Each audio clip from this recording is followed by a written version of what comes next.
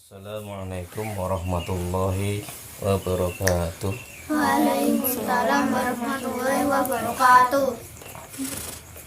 Alhamdulillahirabbil alamin alladzi hadana li hadza wa ma kunna linahtadiya laula an hadanallah. Asyhadu an la ilaha illallah wahdahu la syarika lah wa asyhadu anna Muhammadan abduhu wa rasuluh la nabiyya ba'dah. Allahumma shalli wa sallim ala sayyidina Muhammad wa ala alihi wa ashabihi wa man tabi'ahum bi ihsan ila yaumil qiyamah. Amma ba'd. Kita lanjutkan pada bagian berikutnya. Ya, Mas Loti baca dulu.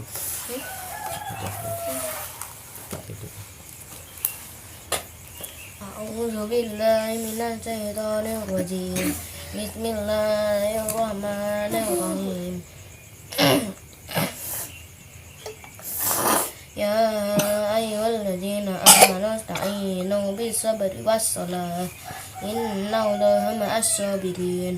Wa la taqulu liman yuqtalu fi sabilillahi amwat bal ahya'u walakin la tash'urun. وَلَنَبْلُوَنَّكُمْ بِشَيْءٍ مِّنَ الْخَوْفِ وَالْجُوعِ وَنَقْصٍ مِّنَ الْأَمْوَالِ وَالْأَنفُسِ وَالثَّمَرَاتِ وَبَشِّرِ الصَّابِرِينَ الَّذِينَ إِذَا أَصَابَتْهُم مُّصِيبَةٌ قَالُوا إِنَّا لِلَّهِ وَإِنَّا إِلَيْهِ رَاجِعُونَ أُولَٰئِكَ عَلَيْهِمْ صَلَوَاتٌ مِّن رَّبِّهِمْ وَرَحْمَةٌ wa ulaika humul muhtadun. Shadaqallahul azim.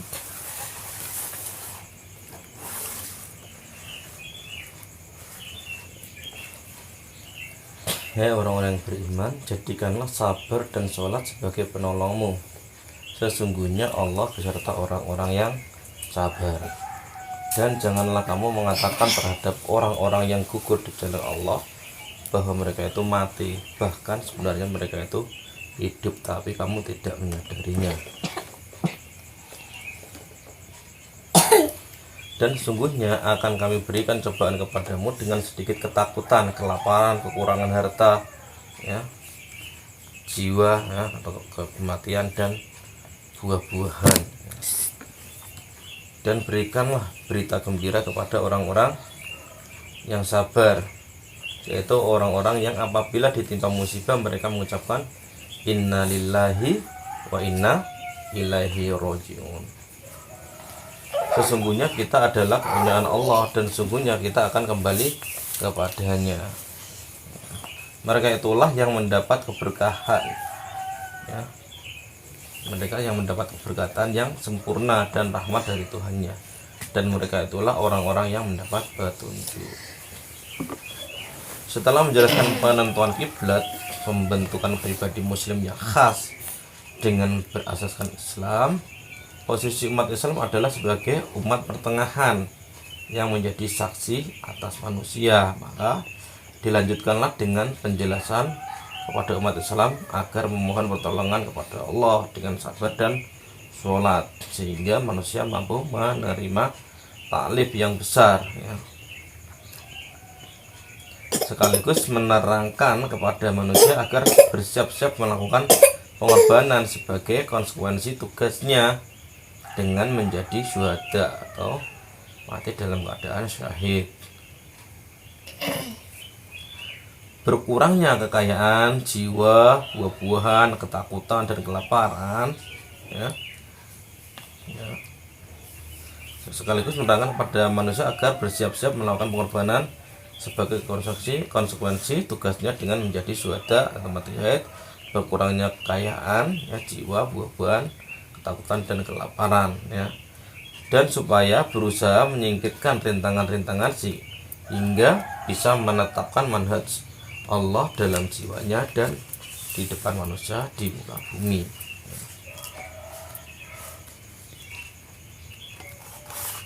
Ini banyak peringatan.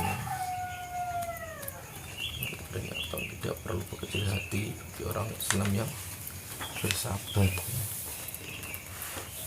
Lalu diikat hati umat ini dengan Allah, ya, sehingga mereka berusaha mencurahkan segalanya untuk Allah dan mengembalikan segala perkara kepada Allah. Hal itu semua dilakukan seorang mukmin agar mendapatkan ridha Allah.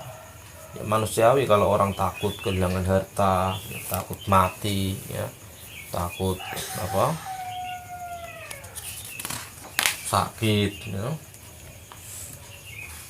takut berkurangnya kekayaan, ya, takut lapar, itu manusiawi. Tapi kita tidak bisa membiarkan jiwa kita pada standar manusiawi yang umum seperti itu. Ada standar Allah yang lebih besar, ya. Tidak perlu kita takut dengan hal seperti itu ketika kita merasa dekat dengan Allah, ketika kita punya Allah di dalam hati kita.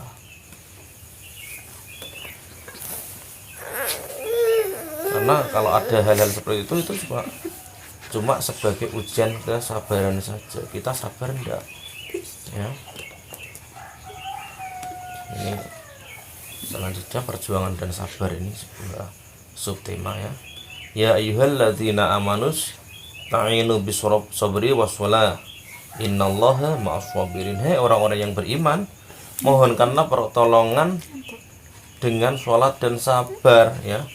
Mohonlah pertolongan dengan sabar dan sholat. Sungguhnya Allah senantiasa beserta orang-orang yang sabar.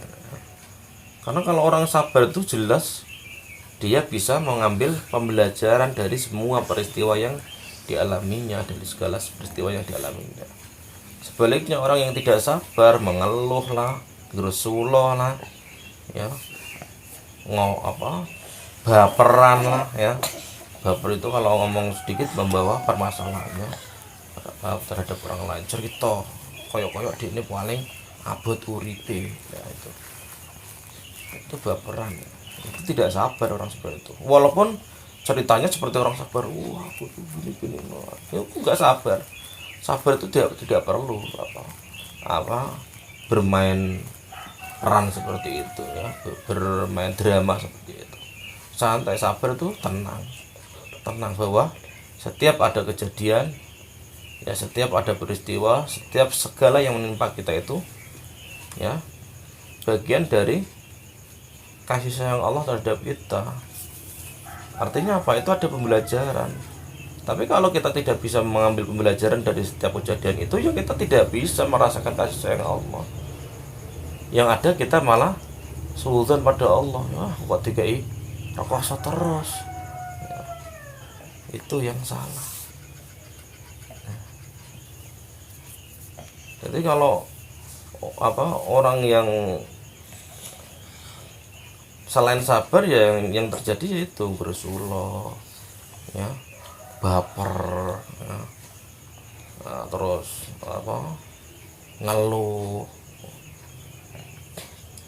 cerita ke orang-orang, ya.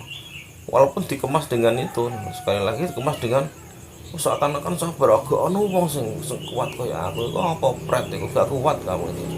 Sebenarnya nggak kuat orang seperti itu. Orang yang kuat itu tidak banyak cerita model seperti itu. Kalau cerita seperti itu, ya cerita tentang bagaimana pembelajarannya terhadap orang lain, sehingga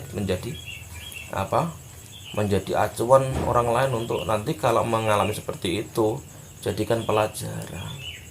Itu justru menjadi ilmu yang berguna. Ketika ada ujian, kita bisa mengambil hikmahnya dan kita bisa mengajarkan pada orang lain. Sabar ini disebutkan di dalam Al-Quran secara berulang-ulang. Hal ini karena Allah mengetahui bahwa dalam melakukan aktivitas secara istiqomah menuntut usaha yang besar. Dan hal ini pun biasanya masih sering diiringi dengan adanya desakan-desakan dan hambatan-hambatan. Begitu juga dalam berdakwah di jalan Allah di muka bumi, ya, akan menghadapi pergolakan dan hukuman yang bisa menyebabkan tekanan jiwa, sehingga memerlukan kesabaran lahir dan batin. Tenang, sabar itu tenang, ya. Sabar, kalau Abi dulu itu ngaji itu sabar itu kata yang pas untuk sabar itu betah, ya.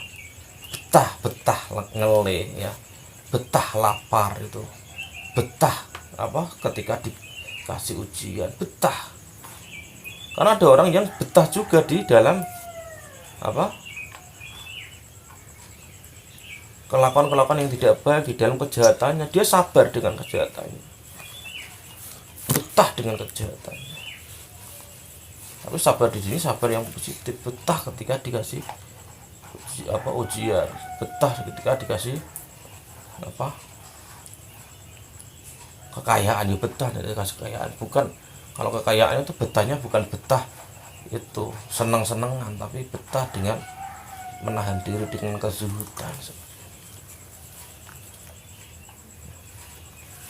Ya, kalau tidak mudah orang untuk betah dengan itu, dengan ujian-ujian itu.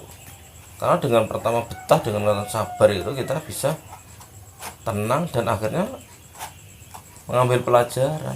Mungkin pelajaran tidak langsung, tapi ketika sudah lewat, oh iya ya, seandainya kemarin tidak seperti ini, ya mungkin lebih parah, mungkin akan ada seperti ini. Itu kita akan sadar bahwa Allah itu sangat sayang dengan kita. Tapi kalau orang berusulah terus tidak menghiraukan seperti itu, lewat saja. Ya, ada banyu dan sing agung ditadongi dijarno amber. Ya, bareng di jiko karek kotorane tok entek.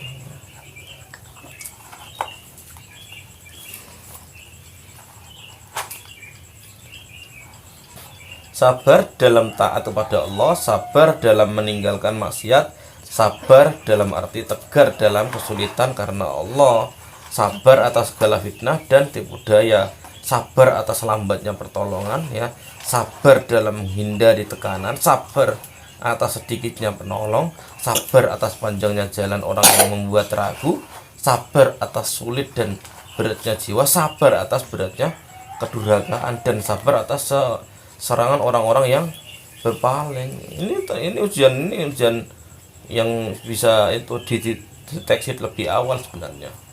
Sehingga kalau kita bertemu seperti ini, ya kita tenang aja. Oh, kalau ada orang ngomong buruk tentang kita, itu tenang ya. Orang ngomong buruk tentang kita itu karena dia ingin menyelisih kita. Menyelisihkan apa? Karena beda dia dengan kita.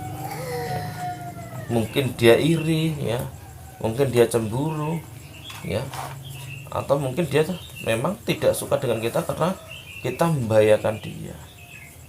Bukan membahayakan terus kita ingin membunuh atau kita ingin menyakiti, tidak, tapi membahayakan ketika orang jahat sering melakukan tipu daya, sementara melihat orang yang lurus, ya, berkata jujur, dia dalam bahaya.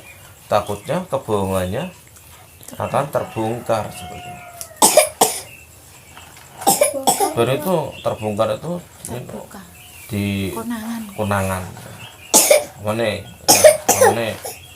Mas Dimas diweni jajan apa dilik no. Wah, tangan apa nanti bae terbongkar. Sepeling tangan dilik ning guri konangan.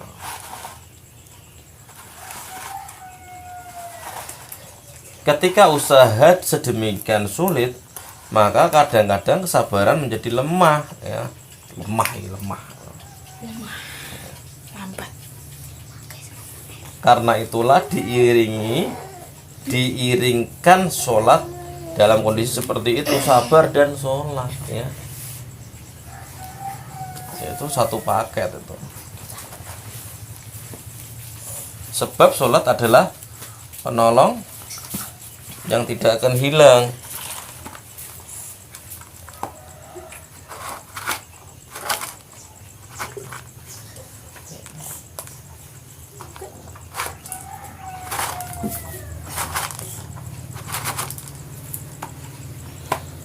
Ya, sholat adalah penolong yang tidak akan hilang dan bekal yang tidak akan habis. Sholat juga merupakan penolong yang akan selalu memperbarui kekuatan dan bekal yang selalu memperbaiki hati, ya. Dengan sholat ini kesabaran akan tetap ada dan tidak akan terputus. justru sholat akan mempertebal kesabaran, sehingga akhirnya kaum muslimin akan ridho, tenang, teguh dan yakin ya. Karena dengan sholat itu kita menghadap Allah, kita mendekat kepada Allah. Semakin kita dekat pada Allah, semakin sabar, semakin tenang ya, semakin santai, maksudnya semakin tidak mudah dipengaruhi oleh keadaan apapun yang terjadi dengan kita. Cukup dulu ya, dilanjutkan banyak. Wassalamualaikum warahmatullahi wabarakatuh. Waalaikumsalam warahmatullahi wabarakatuh. Mari kita tutup dengan doa kafaratul majelis. Subhanakallahumma wa bihamdika asyhadu an la ilaha illa anta astaghfiruka wa atubu ilaik. Just.